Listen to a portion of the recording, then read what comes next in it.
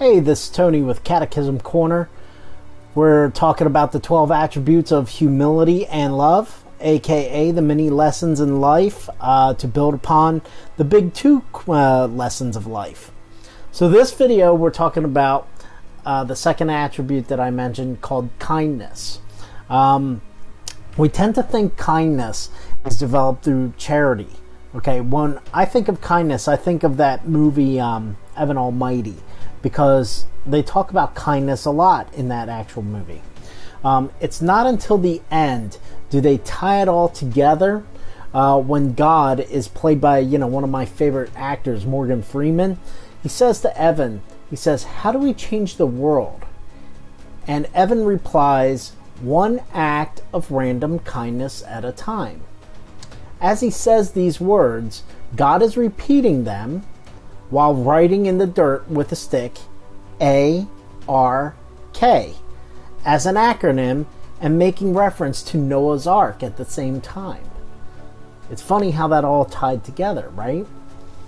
So, kindness.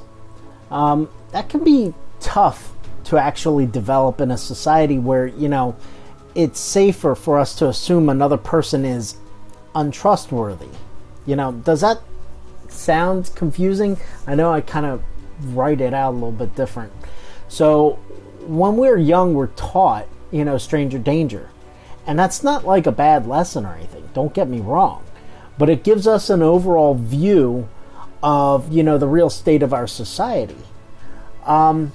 It's hard to give a homeless person $5 without thinking, are they going to go and buy alcohol, drugs, or cigarettes or something? Like their vice sort of thing. Rather than using the money for getting themselves to the next stage for themselves, bouncing back somehow. How about those instances of, like when somebody approaches you at a gas station and they're looking for money, to fill up their gas tank, that sort of thing, right?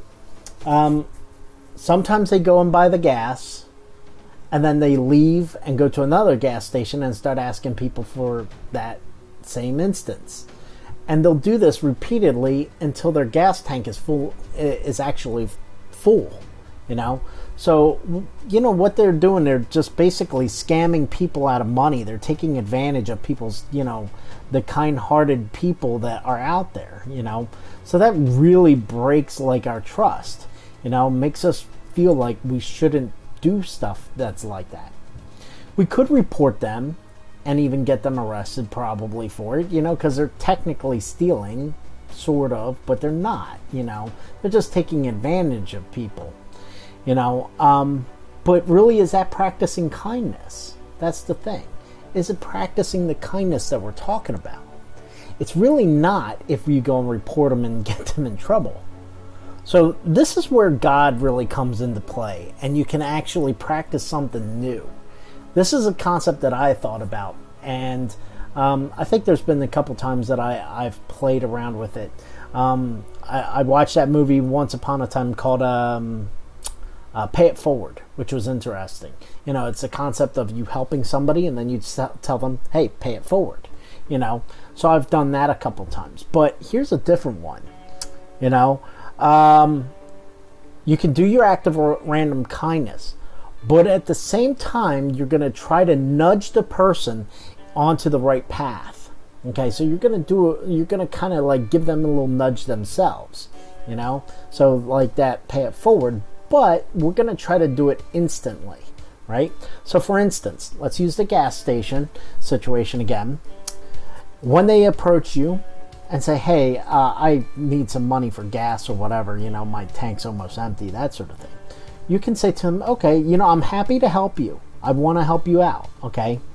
But I want you to do something for me, and then we can go from there.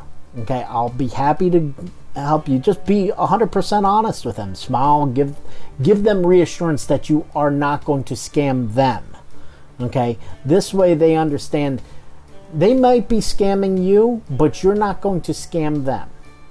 Okay, so you go and you say to them, clean my windows. They got the squeegee and the the window cleaner right there next to the gas pumps. Have them clean your windows. Okay, so once they clean your windows, then you go and put $5 into their gas tank for them. Okay, you can go prepay and all that stuff and go, you find out where their car is. Make sure that their car is on site too, because that's the whole thing. A lot of people, when they are pulling a scam, they'll be walking around with a gas can or something like that, you know. But there are some instances that the people actually have their car right at the pump, and you say, is that your car? That sort of thing. So make sure you're definitely dealing with some form of legitimacy in that point, you know. So, and that way you set the tone that you're going to help them, but at the same time, you know, one hand washes the other. Hey, clean my windows, you know. And that's kind of like a way to say, okay, I'm going to be kind to you, you're going to be kind back to me. You see, so we're doing the kind of like the re-education in a sense. So one thing to remember, you know, while trying to practice, you know, our kindness attribute, is to avoid passing judgment to people in need. Okay, it's like I said before, you know, you get a homeless person and it's hard for you to stop and think, you know, like, am I going to give this guy or girl money and they're going to go and use it on something that they shouldn't be using it on, you know, that sort of thing. It's hard not to think that sort of thing. You want to think the best of people always, right? So, but we have to keep in mind that, like, as we're passing judgment and such, we also have no idea where these people come from, what their past has been like, or what their choices have been in life. You know, there are people that end up in a troubling situation that are drug addicted, and that's the reason why they're drug addicted, is because they had a tough past that we don't know about. We don't know much about them, and they could be the sweetest people ever, but they were harmed at some point 10, 15 years ago. We don't know. Nobody knows this. Okay, so with that, you know,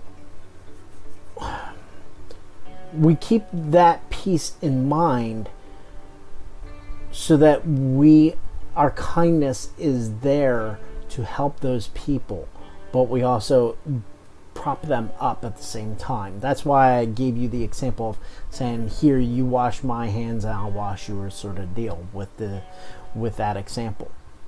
Sometimes it's hard to think of those things on the spot when they occur, but at least hopefully this video will put it in the back of your mind, and maybe next time you can implement it. We have to keep in mind that, you know, some people don't even, they literally choose not to live in the norm of society. They choose to live freely on their own, in their own way, you know. And if you're going to be practicing that sort of thing to help them, you know, that's the whole point of the don't judge, you know, is these are choices that they've made, you know. So just keep that sort of thing in mind. If you're going to practice kindness in some of the examples that I've mentioned, you know, just remember to do it safely, like in a public location, okay, where there's a lot of people around, right? Witnesses, that sort of thing, in case there's any situations, you know. And do it in daylight. Don't do it at nighttime, because you don't know what's really out there, you know. So it's for your own safety, that sort of thing. Practicing kindness, there's, like I said, there's nothing wrong with it. Just do it with common sense, you know. And so I got one final thought for you. Okay, God gave us Jesus, right? And in turn, He gave us 2 simple commandments to follow. The second one that He gave us was love your neighbor as yourself. So, with that in mind, thank you for joining us here at the Catechism Corner. Make sure to hit that like button. Ask any questions below. Thank you, and God bless. If you like this video, subscribe to our channel below and click the notification bell for when we upload new content. Thank you for your valuable time, and may God bless you always with love, laughter, and memories for eternity. And have a wonderful day.